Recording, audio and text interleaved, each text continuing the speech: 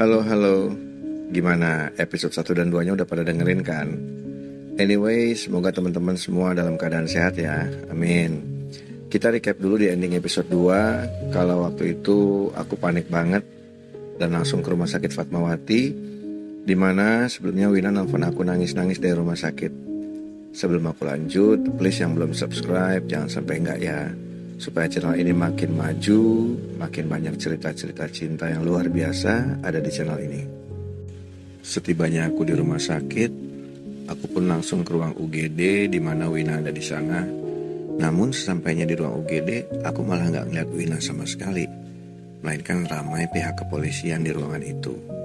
Gak lama dari situ, tiba-tiba Anggi, temannya Wina datang manggil. "Dek, lu sama siapa?"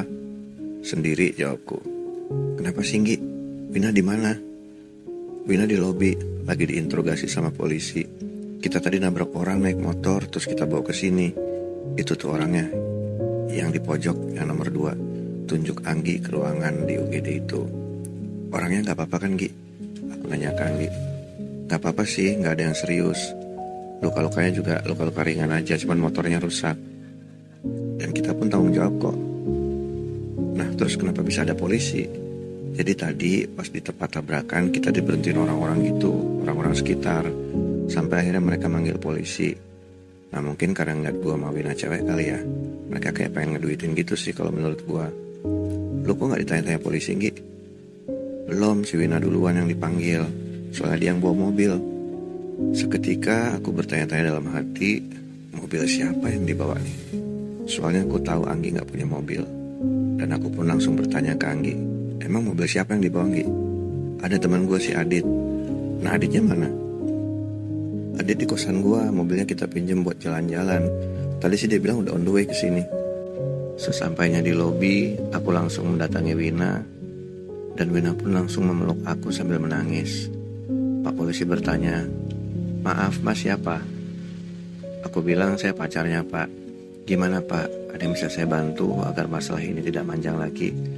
Pak polisi pun menjawab, "Sudah kok mas, yang penting pihak korban sudah memaafkan dan Mbak Wina juga sudah bertanggung jawab. Kami hanya ingin buat laporan aja kalau ada kecelakaan lalu lintas." Singkat cerita, aku dan Wina mendatangi korban di ruang UGD sambil meminta maaf atas kejadian itu dan memberinya uang ganti rugi untuk motornya dan biaya rumah sakitnya. Saat mau pulang, Anggi memperkenalkan Adit ke aku dan aku melihat ada yang aneh saat itu. Adit datang bersama Iput dan saat itu pula akhirnya aku bertemu dengan Iput untuk pertama kalinya. Dimana selama ini aku hanya dengar namanya aja kalau dia nelfon Wina ataupun ngechat. Sosok Iput adalah seorang wanita tomboy, ibaratnya udah gak ada cewek-ceweknya gitulah, udah laki banget. Dan akhirnya kita pun pisah dari rumah sakit. Aku pun naik motor sama Wina pulang ke kosannya. Sepanjang perjalanan Wina pun diam, gak ngomong apa-apa. Aku pun mengerti, mungkin karena dia masih shock kali ya. Setibanya di kosan, aku pun menemani Wina sambil dia bersih-bersih make upnya dan mengganti bajunya. Itu pun dia masih diam terus. Hanya pas selesai dia bilang, "Sayang, kamu bobok sini ya, peluk aku. Aku butuh kamu banget." Aku bilang, "Iya sayang."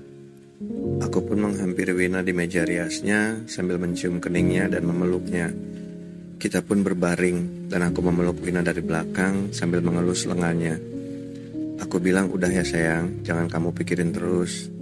Mungkin ini semua ada maksud dari Tuhan. Mungkin ini teguran juga buat kamu." Wina pun langsung menangis dan bilang ke aku, "Makasih ya sayang." Waktu pun terus berjalan, hari berganti hari, bulan demi bulan kita lewati, menjalani semua hubungan ini dengan penuh cinta dan kasih sayang pastinya. Walau ada berantem-berantem kecil juga sih, kayak hal-hal sepele, namun semua bisa teratasi. Hingga suatu ketika kita berdua berantem besar banget. Gara-gara 2 hari aku kehilangan kabar dari Wina. Aku chat gak delivered, aku telepon gak aktif. Hingga aku ke kosannya, dia gak ada. Lampu kamarnya mati. Aku tanya satpam kos juga gak tahu. Aku tanya teman-temannya juga bilang gak tahu. Hal ini bikin aku emosi dan gelisah banget saat itu. Aku yang saking posesifnya nunggu di luar kosan seharian, Akan sampai menjelang subuh pun Wina tak kunjung pulang. Langit pun sudah mulai membiru, pagi sudah mulai menyambut, membuatku akhirnya pulang dengan hati yang gelisah. Hingga akhirnya sore hari menjelang maghrib Wina chat aku seperti gak punya salah. Hai babe, lagi apa? Maaf ya aku gak ngabarin. Aku dadakan ke Singapura ada kerjaan.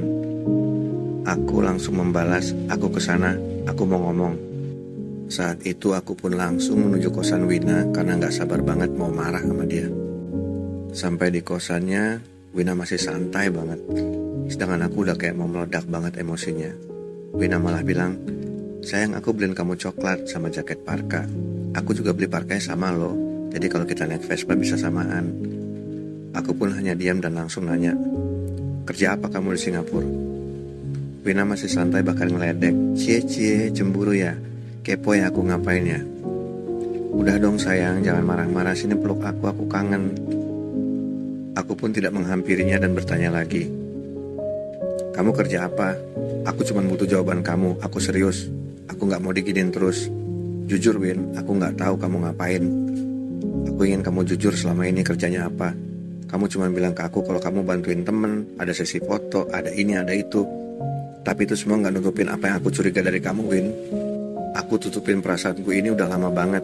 Udah dari pertama kita kenal malah. Wina pun langsung berubah mukanya menjadi lebih serius dan menjawab, aku tanya balik ke kamu, apa yang kamu kira sama pekerjaan aku? Apa yang kamu curiga dari pekerjaan aku? Aku bilang, kan aku yang nanya, harusnya kamu yang jawab dong.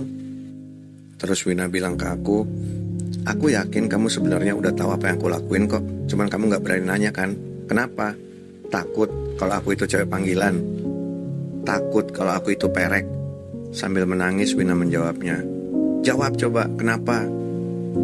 Udah tahu kan sekarang, puas. Kalau kamu gak mau nerima aku, ya udah tinggalin aku. Gak usah belaga bego, gak usah munafik. Dengan tangis dan nada tinggi Wina bicara kepadaku saat itu. Namun dengan kejadian itu, aku malah tenang hatinya. Melihat dia menangis, aku pun meneteskan air mata, bukan untuk melawan jawabannya, melainkan aku memeluknya. Kita berdua pun saling berpelukan dan menangis. Aku sayang banget sama kamu Win. Aku gak mau pisah sama kamu. Sambil menangis aku bilang kalimat itu kepada Wina. Wina pun memelukku dan menjawab, aku lebih sayang dari kamu menyayangi aku. Aku pun menciumnya dan aku berkata, asin, sambil tertawa sore ada air mata di mulutnya. Wina pun tertawa dan bilang ke aku, you don't have to worry babe. Di hati aku cuma ada kamu. Cinta aku, sayang aku cuma ke kamu. Nah, buat teman-teman yang cowok nih, aku mau nanya, kalau kamu jadi Dean, apa yang kamu lakuin atas kejadian ini? Komen ya. Saat itu entah mengapa hatiku luluh, bahkan gak tahu harus gimana. Dan aku pun bertanya ke Wina, sayang, aku boleh nanya gak? Tapi kamu jangan marah. Wina bilang, anything sayang, aku janji aku gak marah. Aku janji aku gak hilang lagi. Aku gak ngomong semua ini ke kamu, karena aku juga jujur takut kehilangan kamu. Aku takut kamu gak bisa nerima aku. Aku sayang banget sama kamu.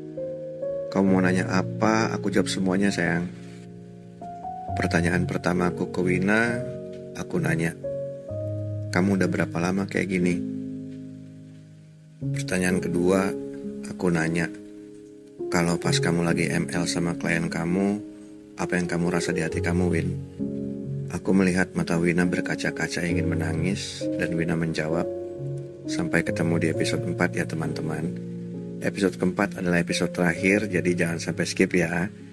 Oh ya, buat yang belum please subscribe. Thank you semua, sampai ketemu lagi.